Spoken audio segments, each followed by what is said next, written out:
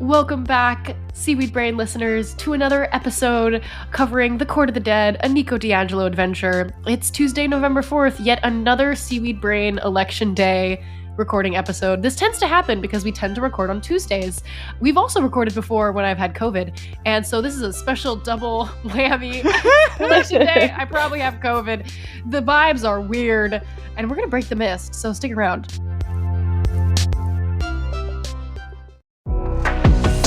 Abercrombie Kids is bringing the cheer all holiday season.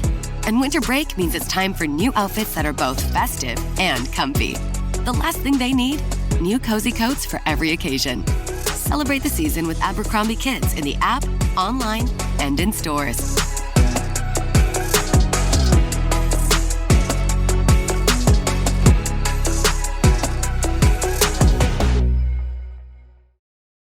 This episode is brought to you by LinkedIn. Healthcare professionals can lead their careers with LinkedIn.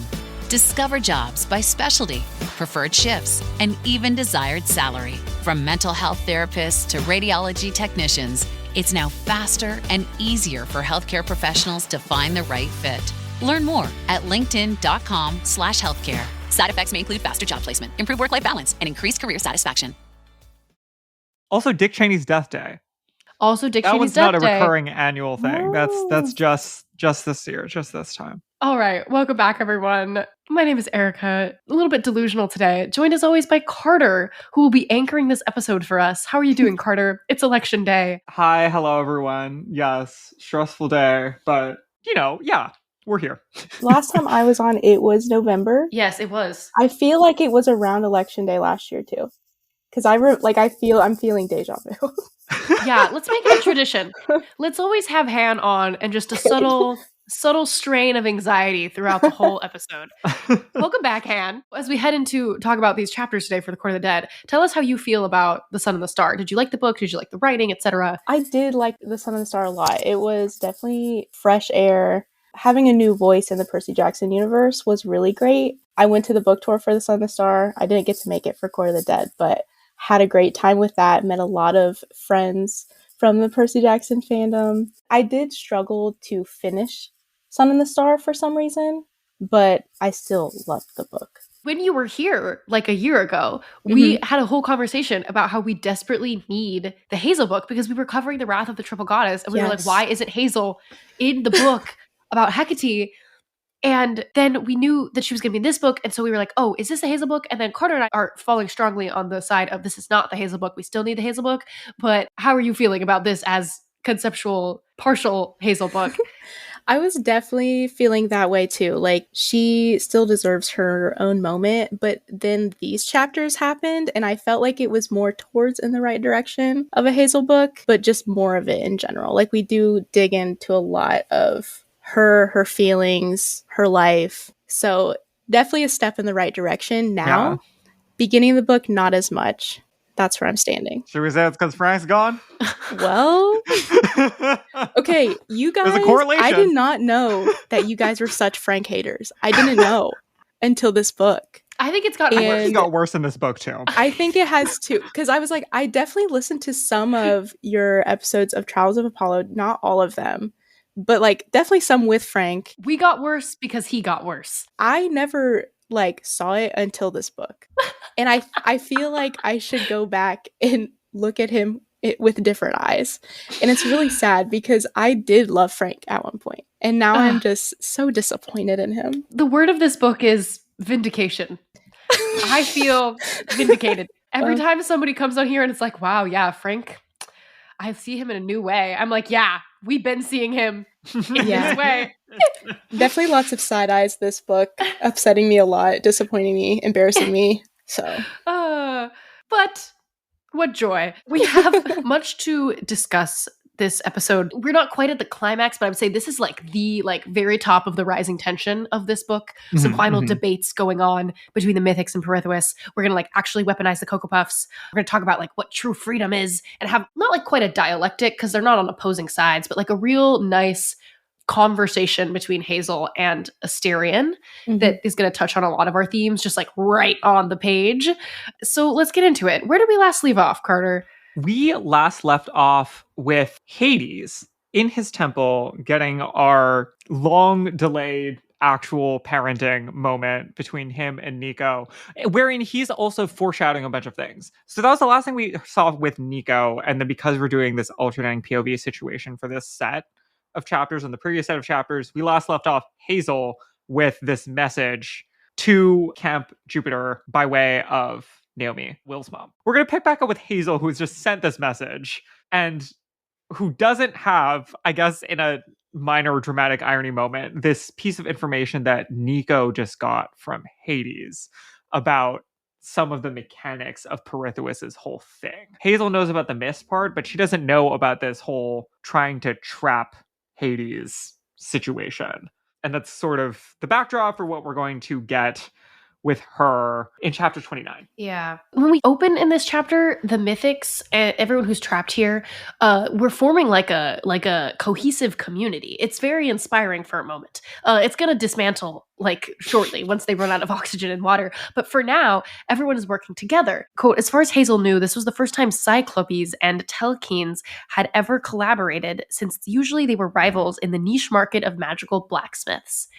Everyone's using their special skills to try to dig a way out. Or make weapons. Mm-hmm. It seems like we're doing both simultaneously. That Hazel is magic mining, they're making some weapons, other people are digging. There's a whole resource allocation, niche differentiation, societal flourishing happening under these horrible circumstances. Yeah, underneath this like literal systematic starvation that Pirithuos is trying to enact here so that they eventually do turn on each other. Yeah. Plot-wise, I would say that not a ton is happening in this chapter. It is more or less like leaning into the situation, the, I guess, allegorical overtones that we can have through it. There's some commentary about the juxtaposition between this basically like prison camp and all of the people who are very nearby who don't understand that anything's going on and are having good, happy days in the park. Yeah. We've been talking a lot about like what the mist means and like all the different allegories that the Mythics take on in this book, from like nerd losers at your high school to gay and trans people to immigrants. Yeah. And it's interesting to consider the mist. Carter was talking a lot the past 2 weeks about, are we anti-breaking the mist? Especially in this moment, it kind of feels like the mist is like intentional ignorance, or like, you know, the way that the mortals can just like turn a blind eye to the things that are happening, which is not the way that the mist usually is characterized throughout the rest of the books. But in this moment, it feels like the mist is something that is preventing us from being able to see the truth when we want to be able to see the truth in order to help other people. Mm-hmm. In which case, I would also be on the side of like, well, what if we do break the mist? What would that mean? Would that put us in a better place? Yes. I don't think that we have any characters taking particularly strong ideological stances about this new valence that the narration is sort of leaning into, and sometimes for the mist. But what we are getting is this, dialectic adjacent discussion between Hazel and Asteria in this chapter. Yeah. Asterion says, we have a lot more in common than I previously thought, as Hazel is telling him about, you know, how she died, her experience being manipulated by Gaia, like being an outsider, the curse, all of that. Asterion says, I see my own anger and sadness in your story and in feeling like a pawn of someone else. Hazel says, I think that's why what Pirithuos is doing enrages me so much. I'm being judged again. And this goes into a conversation that I really want to ask you guys about, that is circling around this idea of being a good person, which got very real very fast. And I think I wrote in my book, I was like, whoa, okay, I don't need to be read like that. But it almost felt a little bit like random to me.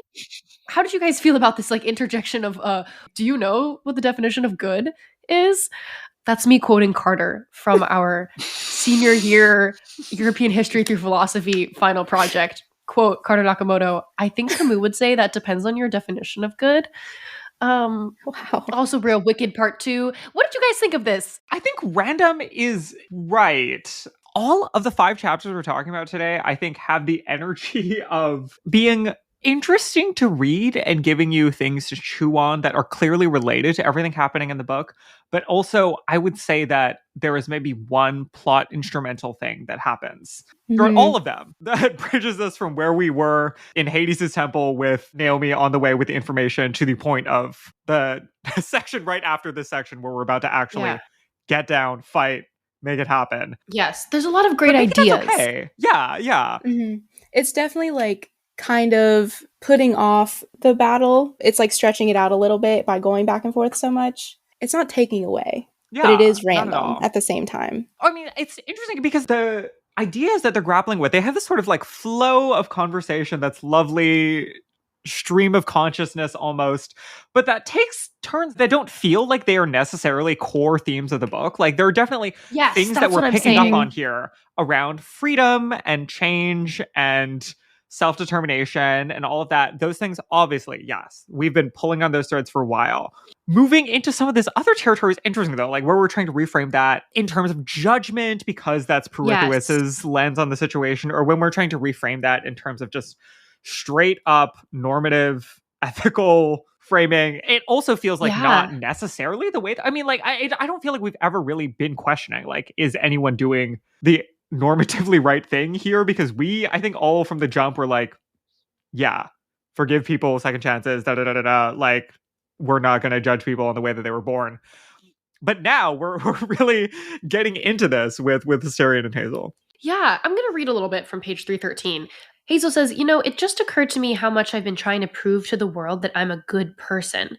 Even a few minutes ago before you came back, that's what I was thinking about. How I could prove to all the mythics here that I'm good and on their side. Yeesh. Asterion says, but that's understandable. Many of them view demigods with suspicion. Hazel says, it's more than that, though. I think I've believed that I'm not a good person for a long time. When I was a kid, I was made fun of all the time by kids and adults. Fast forwarding a bit, Asterion says, I have spent almost my whole life putting forth an image that is not true. I thought I did not have a choice. ... You are not the only one who ruminates on their past. I still wonder if I am good. If the things I do now can ever make up for what I did when I was the Minotaur. Asterion sort of wraps this up by saying, perhaps not. I could have chosen death, I suppose, but that was not my inclination. I felt I still had something to offer the world. You do, said Hazel, and I didn't want to choose death either, but I also didn't want to have to act like a monster to survive. Your hand was forced, but no longer. You and I, we are free. Free, even in this cage? I no longer have the responsibilities and expectations that come with being something that was created to terrify. I can pursue my passions. I can make friends. I can show other mythics that they are allowed to be something else. There's so much going on there. The first thing I want to say is it doesn't strike me as wrong that this is something that Hazel would be concerned about, but it's not something I ever thought about for her.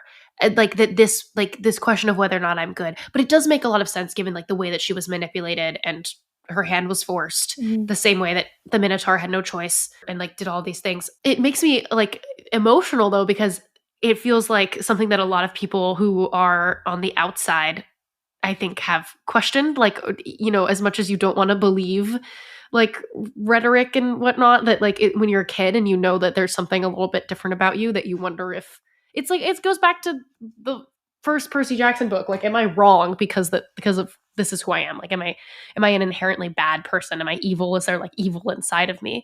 And having Asterion, who was in this circumstance, like the elder in every way, like stand-in parental figure, like kind of serving elder queer mentor for her, being like, you are not inherently evil, on one hand felt a little bit random to me, and on the other hand was like jarringly emotional. It makes a lot of sense as a conversation for these two characters to have. I was surprised that it happened now, but I guess this is the book where the two of them are here and they're like taking a rest between mining and diplomacy sessions. Yeah, it could have happened at brunch, but instead it happened at brunch camp. But instead it happens in prison. Which is unfortunate, but does make sense. I feel like they're invoking a lot here, and I think that they're like, Camus is, I think, the right reference for this section when talking about the way that Asterion in particular is articulating his perspective that life is about change and reframing, and particularly this idea where he's basically saying like it's okay to choose to keep living and to make the sacrifices that you need to make in order to do so, if you have that understanding and can, free yourself to choose differently in the future. Yeah, this framing of freedom and how Asterion says that he is free because he has chosen his own reminded me immediately of the great consistent guest on this podcast, Tony Brandt, also known as my roommate, who we have spoken about before, is writing a project right now based on this Helene Cixous essay called The Laugh of the Medusa. It's a musical. It's called Writing Medusa. And I recently read another draft of it. And there's this one song in the piece that's called Trans Writing. And I'm going to make everyone listen to it because it touches on a very similar concept of freedom. It's 3 minutes. So let's talk about trans writing, what it means, what it does, what the movement looks like. Let's talk about the body, what it means to ascribe weakness to one body part and violence to another. The cycle had a rocky start long before your mother, and her mother's mother, and her mother's mother, and her mother's mother, and her mother's mother, and her mother's mother, and her mother's mother. Let's talk about the earth, mother, if you will. Gaia, if you will, how it was written in mythology, then written into history that her husband was a violent god. Her husband was a violent god. The husband of the earth. Her husband was a violent god, and she gave you birth. How she did violence unto him to end his violence unto her. How from the carnage and the sea foam, beauty emerged. And isn't that... I don't get it. Let's talk about trans writing, what it means, what it does, what evolution looks like. Let's talk about the body, what it means to take ownership of one's body just to strip that from another. Now this cycle lives a new life, far beyond your mother. Let's talk about trans writing, what it means, what it does, what revolution looks like. Let's talk about the body, what it means to be what everyone wants and what everyone fears and what everyone will know once the brain fog clears, like when they murdered Cassandra for the truth that she told, for the prophetic power that the body can hold, like they think Circe is vengeful on her isle in the sea, turning men into the animals they turn out to be, or how Medusa is laughing but they saw fury instead, how her beauty was a hazard that they had to behead. We write for every person that has yet to turn and see that Medusa is laughing 'cause she's already free, and Perseus can lift the sword time and time again, but you break the cycle every time you pick up the pen. Let's talk about creation, God if you will, genius if you will, artist if you will, painter if you will, writer if you will, sculptor if you will, oh teller of stories, oh maker of myths, oh prophecy teller, oh circle of fifths. We rewrite the story, mythologize anew. It's an act of self-creation and we do it for you. We write for you. We write for you. We write for you. We write for you. Till we're all free. We write for you. We write for you. We write for you. We write for you. Till we're all free. We write for you. Okay, that's it. Specifically, this section on freedom with Asterion reminded me of the lyric in this song. We write for every person that has yet to turn and see that Medusa is laughing because she's already free. Tani's piece talks a lot about how people see Medusa and think that her laugh is like evil, or that her snakes are violence and they have to do violence unto her, when in reality she's laughing because she's already free and she's already chosen that for herself. It reminded me also of the great book Natural Beauty by Ling Ling Huang, which I love so much and have talked about before in this podcast, that really circles the idea that the further away you are from like beauty and the standard and the norm, the more free you become. They can't escape this dodecahedron trap by choosing freedom, but they can like emotionally and for themselves choose freedom. And I thought that that was beautiful. Yes. Yeah. He goes on to say, I also recognize that this does not mean my journey is done, so to speak. I do not think you should view your own life that way either. We have the rest of our lives to choose our paths, to be in community with others, to spread joy and love. It is not fair, Hazel, to hold yourself to a standard that is impossible. We are not perfect, and we can never be perfect. As for this cage, I have been in many, and I believe all cages are made for breaking. We will survive this. So what I'm hearing is Hazel and Asterion spin-off book to explore this further and then finding joy with themselves and each other. It's Hazel and Asterion doing crafts and like little hobbies, It you would know, be and like so finding joy for beautiful. themselves. Yeah. And community is there. He also talks about community and like how like building community and like being kind to their community is like how they will find their joy and their freedom. Yeah. Free her. It's you know what it is? It's post Frank breakup where Hazel is like truly discovering freedom for the first time, and Asterion and her are like like going around New Rome, finding joy and spreading joy. Yeah, Asterion replaces Frank as Praetor. Oh my god! Wait. That I would like to see it, but watch that space. Stay tuned. I don't know. we go a step further, and Mythics can now have leadership roles. Yeah, Mythics are allowed to vote. Yeah. This is my note through this set of chapters is it seems like, I guess, plot-wise, the one thing that we are setting up here in addition to the literal mechanics of Camp Jupiter getting to the space for when the confrontation happens is we're setting up this community of mythics where Asterion is a leader, but where he's not, like, credited as such in a lot of ways, which makes sense, but is also frustrating in some ways. And I feel like the arc that would be satisfying for this would be to see that named and recognized formally, especially if we go where it seems like we're going to go and this whole bunch of new mythic refugees end up getting integrated into New Rome. They need a representative. They would deserve representation. Yeah, exactly. Mm-hmm. He's such a gentle, empathetic leader. Yes. And so is Hazel. Yes. And their partnership is just so good. I loved this whole section. I would love to see them co-lead. Yeah. It would be beautiful. Maybe not co-leading the Legion. I would see them co-leading the actual city after they are both retired from combat and they're just Asterion for mayor of New Rome. Elder statespeople. Literally. Yeah. Hey, listen, I would vote for Asterion for mayor of New Rome. Same. I don't know who the other candidates are. It is election day after all. It is election day after all. Oh, there was a little, what felt to me like a House of Hades callback at the end of this chapter as Hazel like lays down to rest and take a little nap. And we spoke about this a lot in the House of Hades when Percy and Annabeth are like in Damasen's hut and they're able to like rest for the first time since they got to Tartarus, and they have that very soothing experience of like being kind of half awake, half asleep, and hearing voices in the other room of like the adults who are watching over them talking about what is to come. And Hazel has this experience with Asterion and Ariel, except for Ariel comes in and is like, wake up, girl, you need to hear this.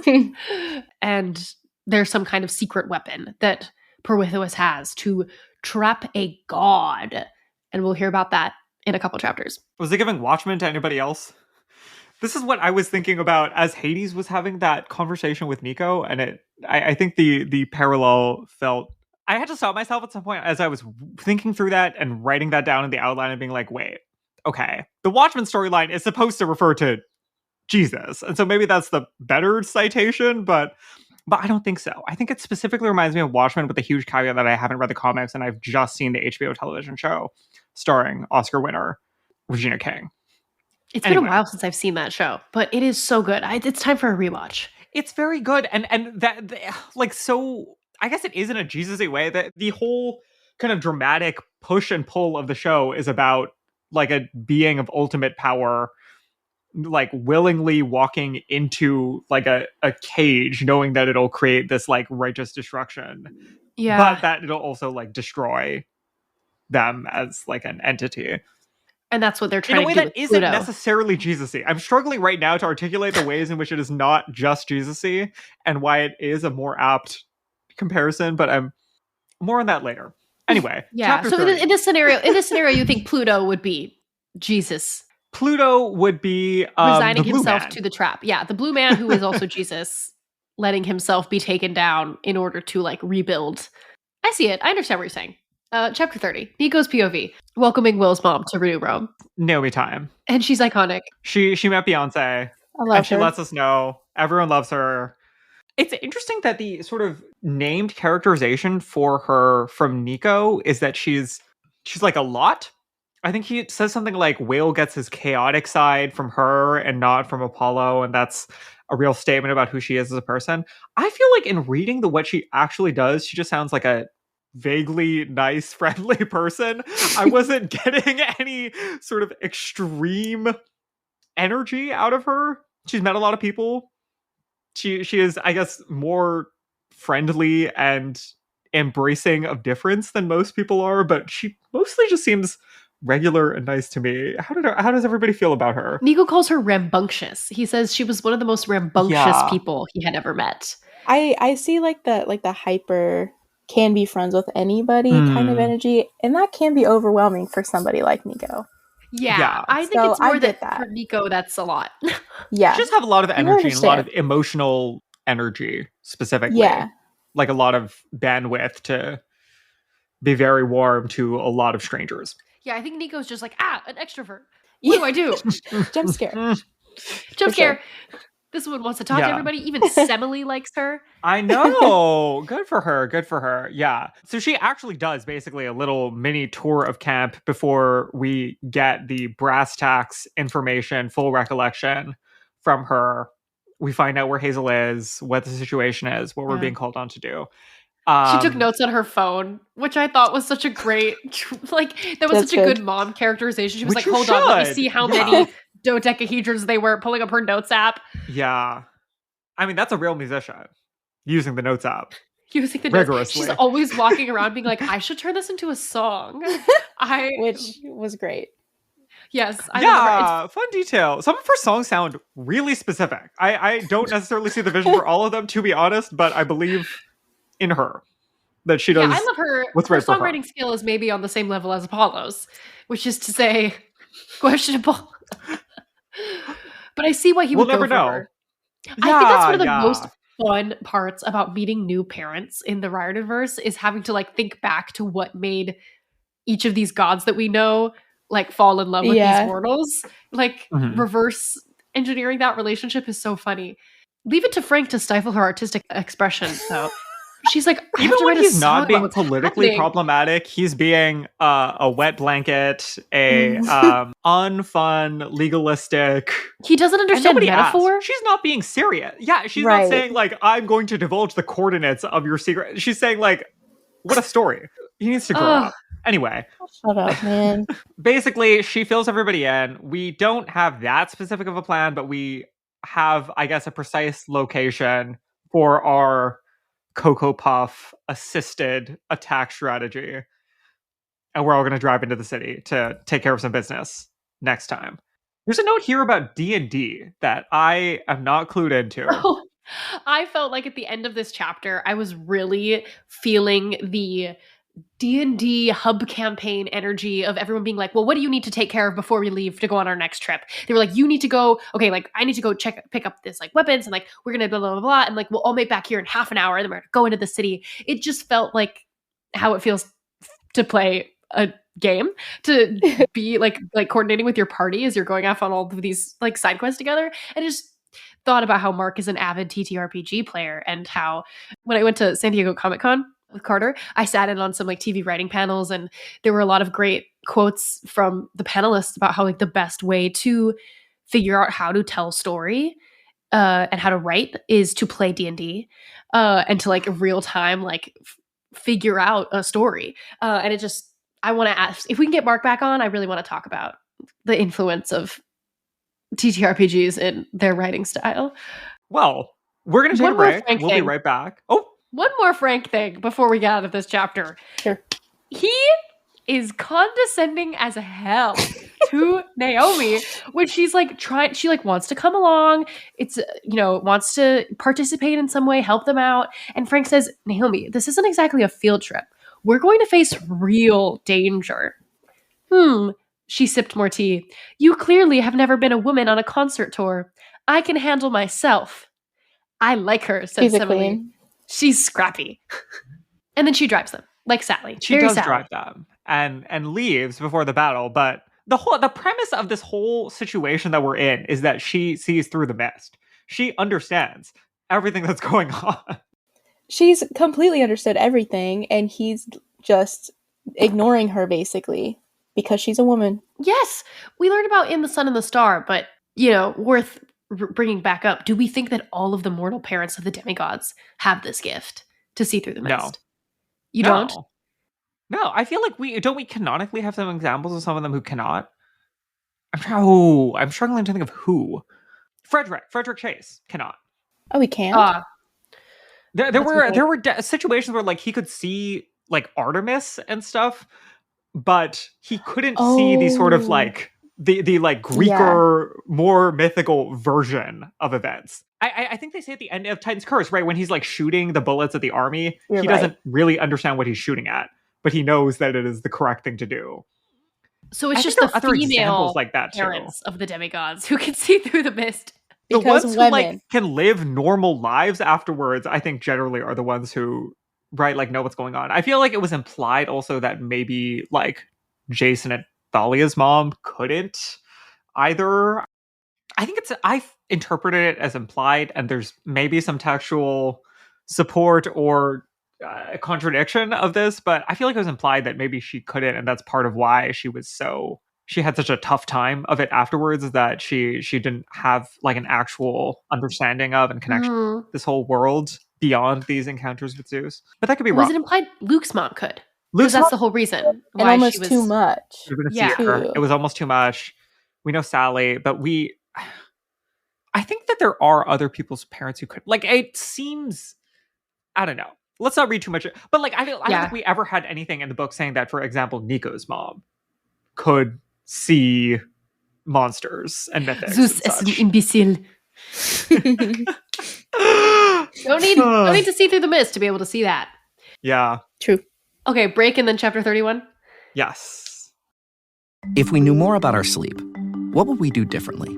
Would we go to bed at a consistent time or take steps to reduce interruptions to our sleep? With the all-new Sleep Score, Apple Watch measures your bedtime consistency, interruptions, and sleep duration. Then, every morning it combines these factors into an easy-to-understand score from 1 to 100. So you'll know how to take the quality of your sleep from good to excellent. Introducing the new Sleep Score on Apple Watch. iPhone 11 or later required. This podcast is brought to you by Carvana.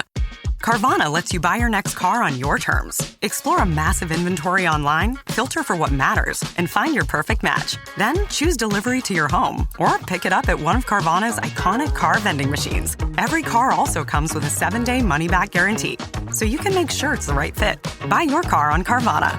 Delivery or pickup fees may apply. Limitations and exclusions may apply. See our 7-day return policy at Carvana.com. Carvana. Oh, Hilton stay, your beds are soft and cozy. No lumpy couch, no stiff futon, no shower line at crack of dawn. Oh, Hilton stay. When you want holiday comfort you can count on, it matters where you stay. Enjoy comfortable rooms and friendly service when you stay with Hilton instead. Save up to 25% this season when you book with Hilton. Hilton for the stay. Terms apply. All right, chapter 31, back in Hazel's POV, back in the dodecahedron trap. Things are bad, running out of oxygen, running out of water. It's actually very frightening. I was like, this is some of the scariest stuff that has happened because it is real life. Yeah. She's woozy the whole chapter. Yeah. There's not that much to say about this, I feel like, other than that the like core team of mythics, Hazel, Asterion, Ariel, are trying to be good diplomats, keep everyone together, but obviously as the material conditions are getting worse, it's getting harder, and we're sort of witnessing them struggle with that. We're watching Hazel feel more of this guilt and work through more of it. She has this dream about her cursed jewel past. It's maybe half premonition and half recollection of what happened before, with people taking her cursed jewels and then dying.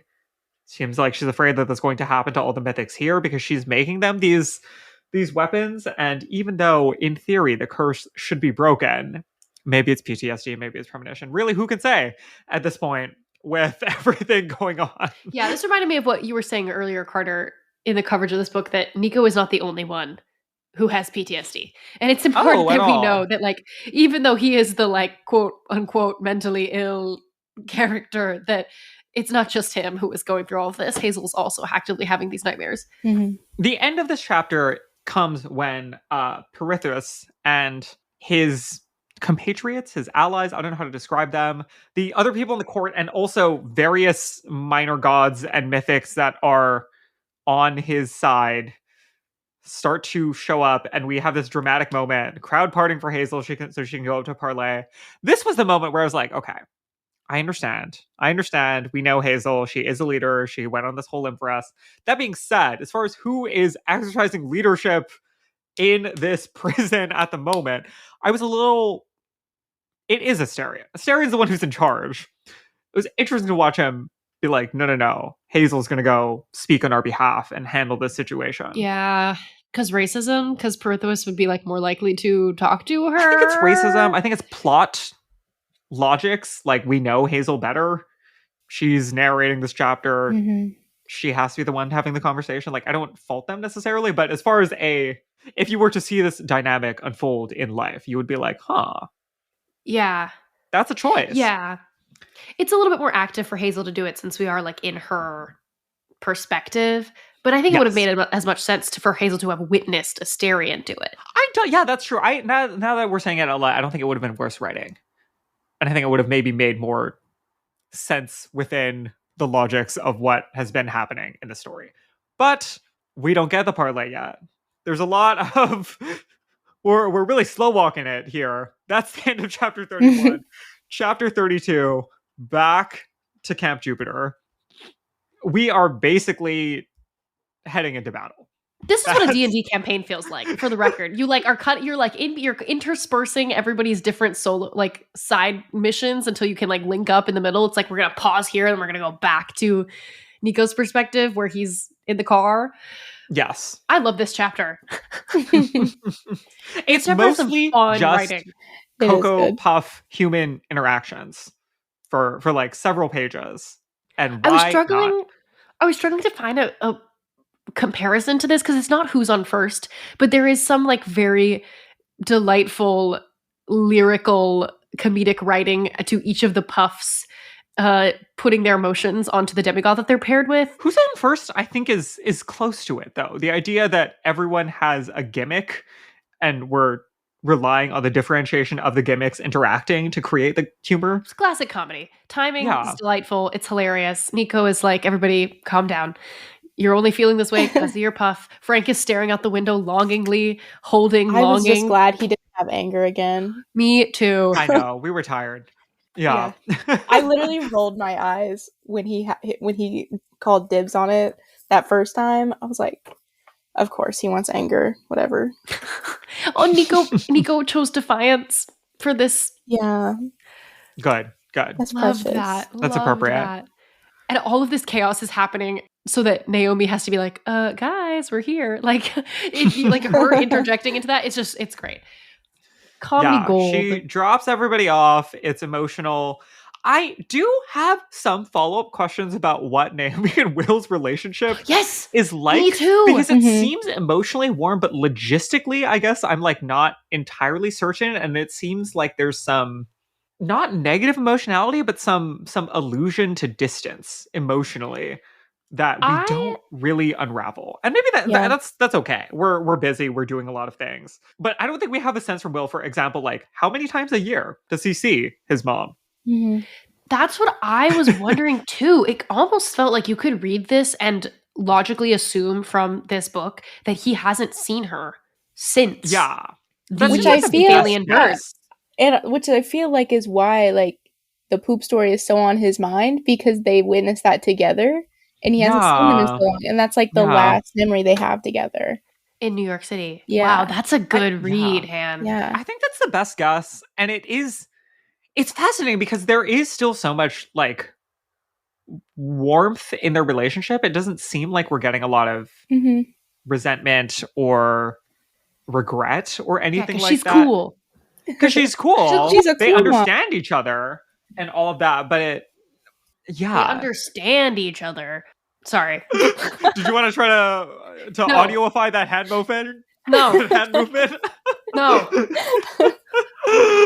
Woo, anyway, that's interesting, fraught. I am kind of glad that we don't take a whole beat to literalize and explain every aspect of that relationship. I found it a little surprising maybe that Will hasn't said, like, this is the last time I saw her. This is how I feel about it. But I think it works.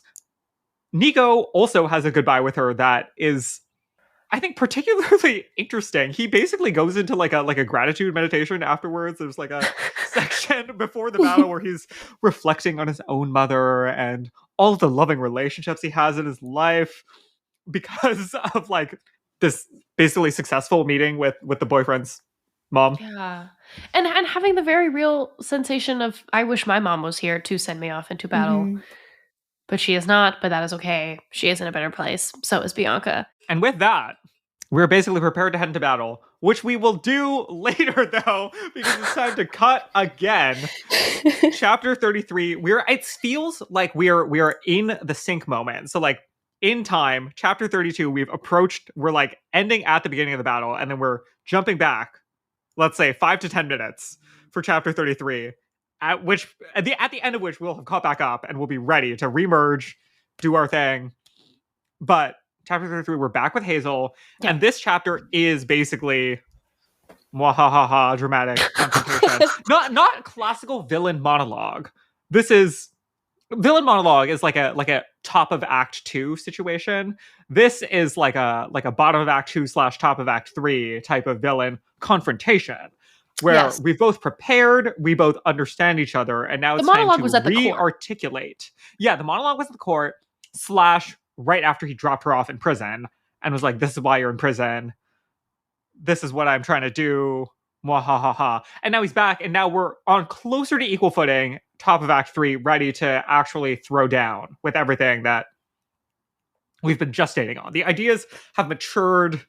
They're ready to take their full final forms in opposition to each other. And as these ideas are percolating on the page, the mist is like physically pressing down onto the barrier of the dodecahedron trap, and we can physically see it with our eyeballs. Hazel says, quote, she wasn't sure if it was just her oxygen-deprived brain, but white fault lines seemed to be forming across the barrier. The air outside swirled with coils of shimmering vapor. She thought she was beginning to understand the mist, but this was new. Her ears popped. She brought her hand to her upper lip and realized her nose was bleeding. Pirithuos was right. The mist was pressing down on the entire plaza, building the magical energy to unsustainable levels. I thought that was sick. Also, it was cool. Again, where's Carl? I don't know. There was a physical descriptive line in the previous chapter also about like the mist looking like fog. And I was like, why aren't we explicitly drawing this connection?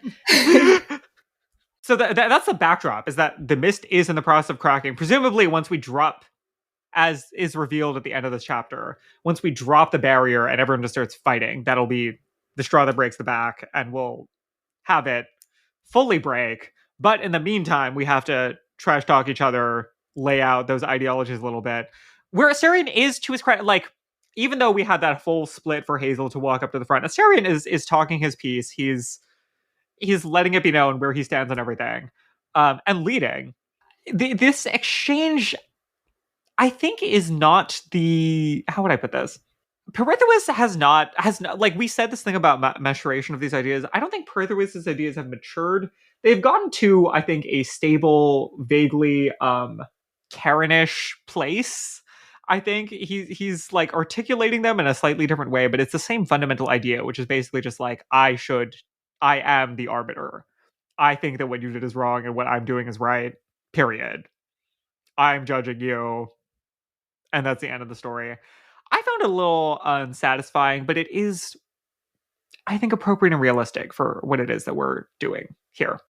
Did anyone else have thoughts about Pirithuos as a thinker before he like puts all of his chess pieces on the board? I don't think so. I don't think so. And that's fair. Basically, the final thing that he's here to do before we actually fight is offer pardons. He's trying to get Mythics in here to switch sides and join his army, which is sort of the clue that some people are getting specifically Hazel and Asterion, are starting to realize that like his whole situation, that this is the bedrock of everything, that he's been doing this thing of trading up and trading it up to get a bigger and bigger following. And it explains, for example, why Laverna is aligned with him. Laverna, you might remember, is the minor goddess of thieves. And we were initially being like, oh, that's fascinating. Why does she work for a court if she's a thief? A goddess of and crime. The reason why is because it's a plea bargain. This whole situation is built up of these like under the table shady plea bargains. And he's trying to do that again. He's trying to fracture, divide, create like class treachery amongst the Mythics in order to get what he needs to get out of this. I feel like as a final like power play, this felt correct to me as a way of completing the sort of like immigration, othering, racialization allegories that we've been dancing around with the Mythics, that like the final boss of against like integration class solidarity is like being a rat and trying to model minority it, right? Like I don't know how else to say that.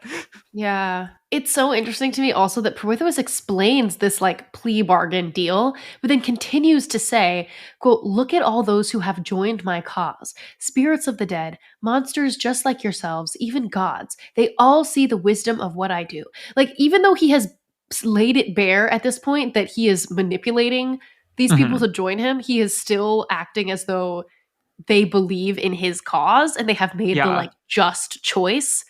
Yeah. Infuriating. Which is also the way that like plea bargains are classically structured. That's the language of them. That you're trading off an admission, which is supposed to have an ethical connotation, for some sort of like diminished sentence, which of course, quick comma time. For those of you who haven't thought that much about the actual plea bargaining system as it exists in the United States and presumably other countries with similar judicial systems, not great. Not great.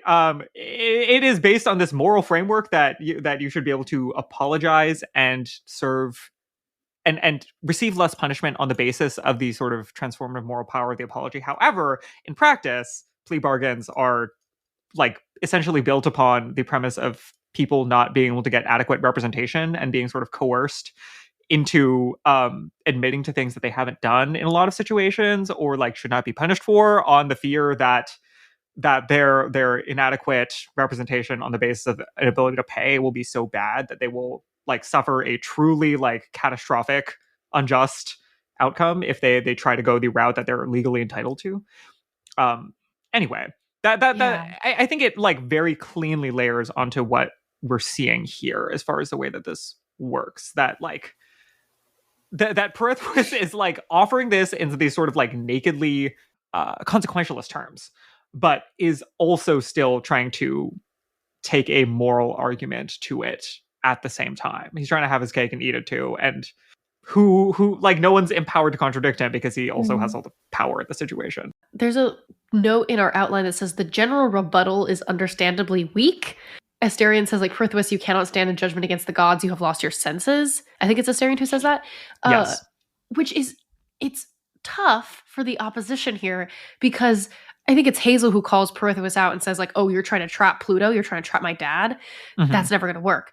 Yeah. But again, if the only option is between Pirithuos and the current Olympian Council of Gods, that's tough, because I don't want to choose either of them. And I get in Asterion's defense, he's the one who's kind of trying to make this case, and his case is like, you've lost your senses, which is not an argument. But also, like, should he say something really compelling in defense of Pluto? Probably not. He doesn't really have a basis to do so. But also, like, then why is he so strong? I mean, like, I think his argument basically is like a lesser of two evils. Like, it comes down to like, I want to be able to, like, in this current situation, I've been able to live a different life, and that's really important to me. But we don't really get an argument around, for example, like, is Pluto doing a good job? Is there a secret third option? Should the myths be breaking? These questions are not answered. We basically just get Pirithuos is not a good person, and we should be able, like, Asterion good, Pluto bad is, or rather, Asterion good, Pirithuos bad is where this lands, which we did kind of know. But there are all of these other like kind of intricacies that we sort of like tap on, and we're like, oh, okay, so like we see that we're taking sides around this thing, but like mostly based on this other argument about how Asterian's good, and we want to see him live a good and full life, which is interesting. If we've this book delayed had the battle long 100, enough.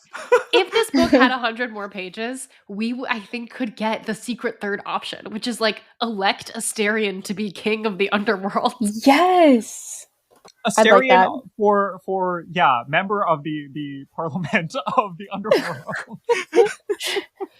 Yeah, lead council member on the Council of Afterlife Affairs. Perfect. Or you know what? Pluto hires Asterian as the DEI officer for the underworld. He works remotely, so he doesn't have to go back to live in Tartarus. He stays in the Bay, but he takes little Zoom calls, and occasionally he goes down once a month just to check in on things. He has office hours on the Caltrain. Because that's where the Caltrain goes, to the underworld. He becomes like, instead of human resources, he's mythic resources. Yes, to do that. MR department, underworld, yeah. And it's not too late. It's not too late. But I think that in general, like if we were in this situation, this like we want to make those demands in advance of, going to war on behalf of protecting Pluto. Like let's get that job lined up before we go to bat this hard for this man. Especially given that we have this little aside here that was referenced in the court. Obviously it wasn't true the first time, so I don't think we really have any way of knowing if it's true now. That when, like, Pirithuos says, basically, like, to the Mythics, if you die here, this is it. This is the final one. He said that in court. Clearly, that was wrong then. I feel like we should assume that it's wrong now, but I don't really know why he would say it, other than intimidation tactic, I guess. Yeah, like... Do we believe him? If he's bluffing, then it's not a strong... I don't know. It's how many times is he going to use the same bluff? Like, right? Like it's going to get old, and they know that it's not real. So why would they be scared of you? I guess it is the alternative vision for this. Is that this is our way of calling back again to Chekhov's piece of Tartarus' skin that is trying to regraft itself onto the floor of the Mythic house.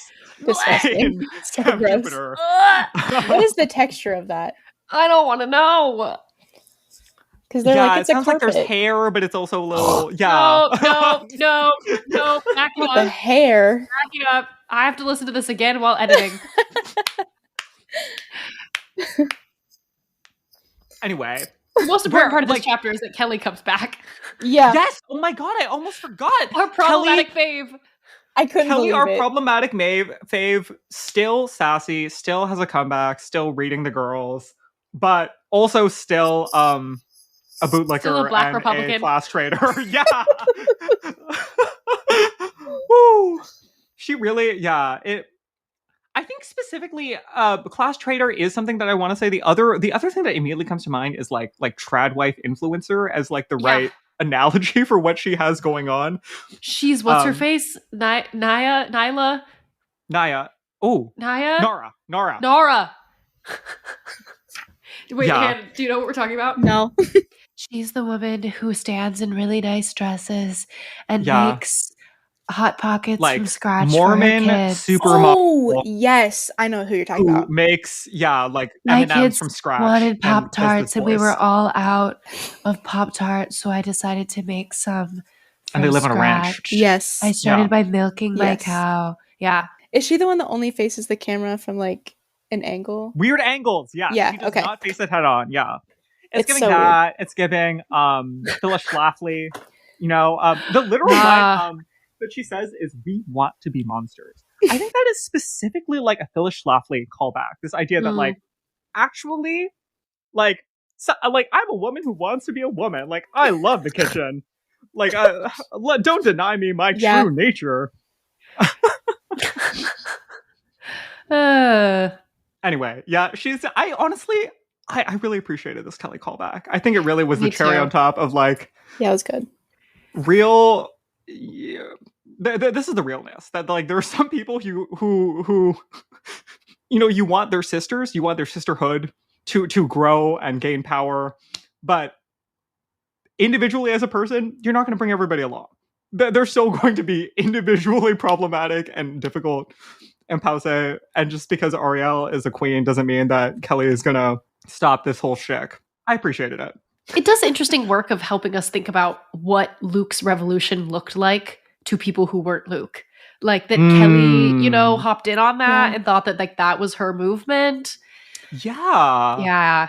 Interesting. It's like a fun callback, but it's also, like how far we've come. What are the different sort of like political revolutionary tactics that different folks have tried in the intervening period of time? Yeah, Kelly's like, if someone's staging a revolution, I'm there, and I'm going to make it about me. Yep.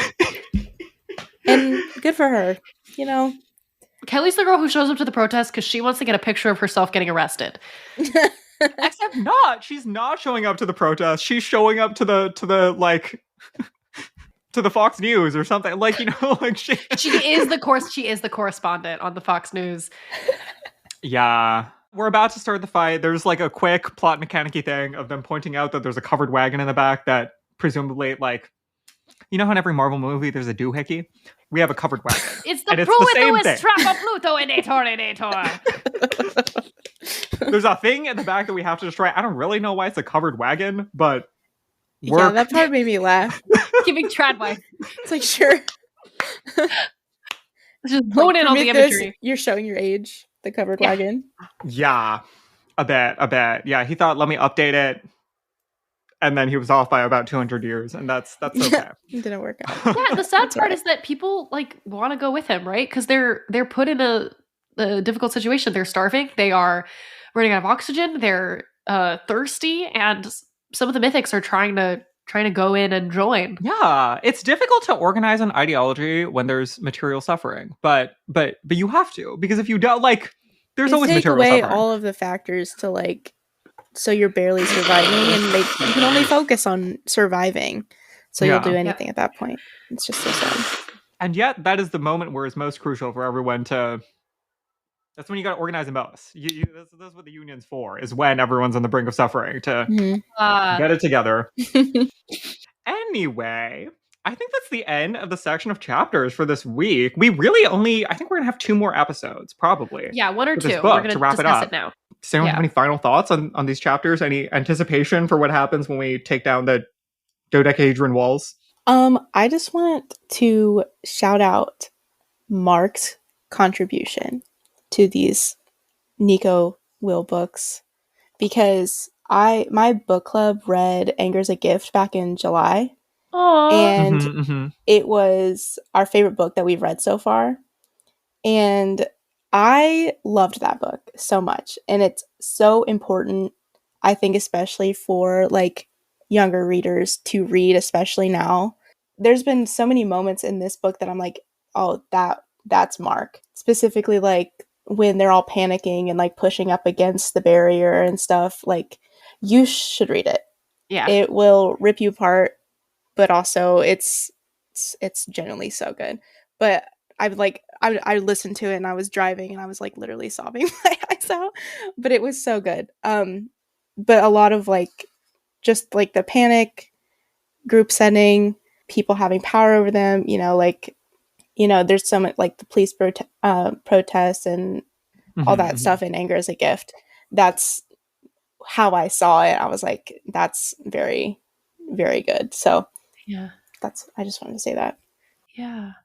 Han, would you also tell us what your Cocoa Puff would be if you wanted to name and contribute a Cocoa Puff to the Cocoa Puff canon?